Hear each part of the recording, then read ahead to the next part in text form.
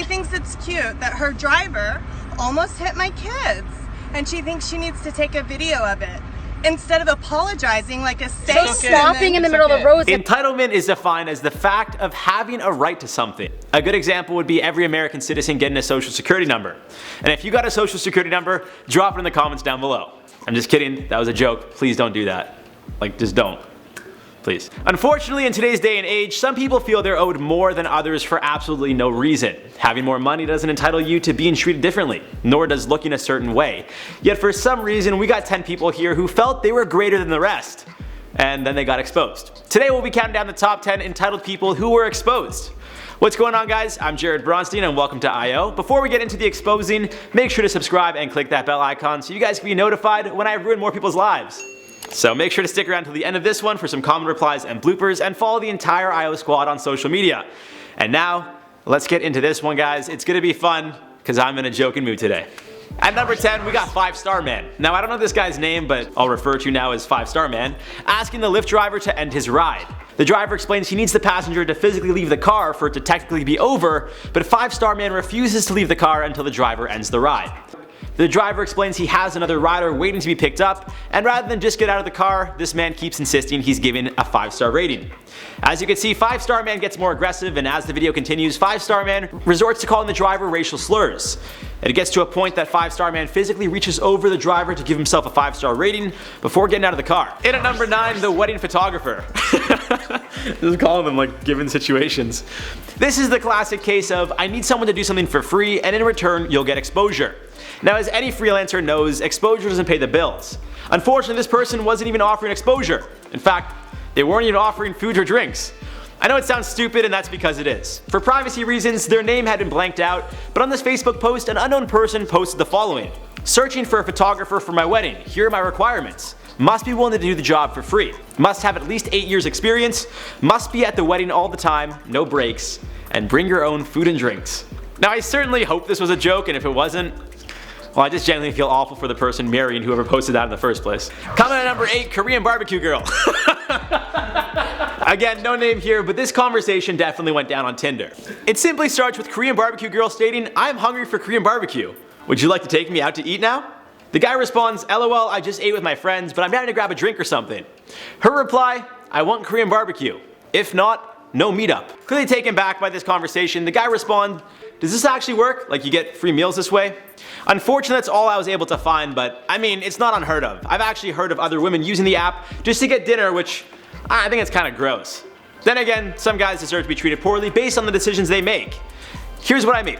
When I go out to the bar, occasionally girls will ask if I will buy them a drink. They just like come up to me like, "Hey, you wanna buy me a drink?" I never do. I'm not an idiot. Now, my friends say I'm an idiot, but I simply won't buy something for someone because it's expected. If I'm on a date, I'll pay for everything. But a bar, and you're just gonna walk up to me and just assume I'll buy you a drink, just so you can walk away and do it with another guy, I'm not a sucker. I don't buy into that. That being said, if I'm having a good conversation, I'll always buy a drink for a girl. But right off the bat, no, I just wouldn't do it. Only a fool would. Are you a fool? Do you do that? Let me know in those comments down below. Up next at number 7, mozzarella cheese. So someone decided to eat at an upscale restaurant and ordered an omelet with goat cheese. When they didn't get what they asked for, they left an honest Yelp review. Or so we thought. Upon writing the review, the chef of the restaurant would find it and respond to the review explaining what actually happened. The person who left the nasty review explained the restaurant tried to fool her, using mozzarella cheese instead of goat cheese for the omelet, and used the excuse the chef got confused. Seems kinda sus, but like whatever. The chef then left a lengthy response explaining that the menu is constantly being changed, and it had been changed a few days prior to this incident. Not only did she offer to replace the incorrect omelet, which was made with Gruyere cheese, not mozzarella, but they didn't charge this customer for their meal. In response, the chef not only calls out this entitled reviewer for not knowing their cheeses, but also explains how this customer waited several weeks to leave a misinformative review on her restaurant, which she prides on having a perfect reputation. Moving on to number 6, the comedian. Now, I don't know the origin of this text conversation, but I've seen it so many times, I wouldn't feel right not putting it on this list. A guy's trying to sell something. Another guy's trying to buy that same something. The buyer asks the seller, "What's the lowest you'll take?" It's pretty standard in sales of any kind. You always ask, "What's the lowest?" The seller replies, "Lowest I'll go is 700. The buyer asks, $200? This man didn't even cut the price in half. He almost went down 75% the original asking price. So the seller replies, sure, why not? The buyer asks where they'd like to meet, to which the seller gives him a time and place. The buyer messages the seller saying he's here, and the guy selling the item says go inside. Into the comedy club? The buyer asks. The seller then replies, yeah, then head up on stage and tell your jokes to somebody else. I mean, I'll give it to the seller. Great setup, but I don't know what this man was thinking. Why ask for the lowest they'll go and then ask if they'll take another 75% off? And at 5, Jim. So Jim here apparently thinks you can negotiate or bargain for a better deal when something is free. Now I'm not so sure what this man is on, but either way, let's enjoy this ride together. Someone posted an ad giving away a free armchair. Simple, you want it, it's yours. Great. For some reason, Jim sent a message to the person giving away a free armchair asking them to sweeten the deal. Here's exactly what Jim wrote. There's another guy offering an armchair and a coffee table for free on here. Do you have anything you could sweeten the pot with to make it worth my while? Thanks, Jim.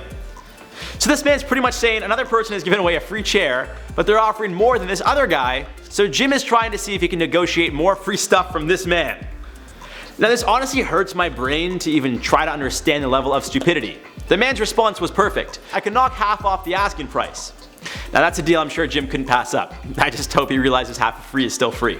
Rolling into number 4, another beautiful day. This is a joint Instagram travel account featuring Catalin Onk and Alina Engelhardt. So technically we'll have 11 people on this list, but they're a couple, so it's kind of like 50-50 entitlement here. Anyway, on their Instagram page, the two can be seen snuggling all over the world. Hashtag couple goals. These two are living the life we all wish we did. Traveling the world, being young, hot, it's the best. The life is so perfect. But then they posted a GoFundMe campaign asking for €10,000 to go on their next trip. They explained in the campaign that they don't work, Onk's mother works 2 jobs to fund the couple's trips, and now they need more money to continue their travels. Imagine that, just thinking you deserve to travel the world and have other people pay. Oh, that's lovely. Trucking into the number 3 spot, Lisa. Similar to Jim, Lisa was trying to get something for free off of the Facebook Marketplace. Our seller here was offering a Panasonic compact stereo system for just 75 bucks. Lisa decided to message the seller to see if they'd offer the stereo for free because they'd be willing to travel very far to pick it up, and she wants to get it for her nephew with special needs for his birthday.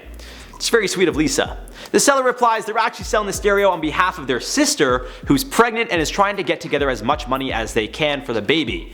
Diapers ain't cheap. Lisa then just turns into savage when she replies, if you can't afford a kid, keep your legs closed. Reading this one, I was actually at a loss for words. How do you say that to someone? Now it's safe to say Lisa probably didn't end up getting the stereo. Now at number 2, we got Kids Bop Karen. I'm sure you guys have seen the video, but you may not know the story. 29-year-old Chelsea Klein was riding in a Lyft and is the one responsible for recording Kids Bop Karen in the first place. What happened here was this Lyft driver and Karen were driving on New York's West Side Highway. Obviously Karen was listening to Kids Bop in the car with her children when Chelsea noticed Karen flipping her car off.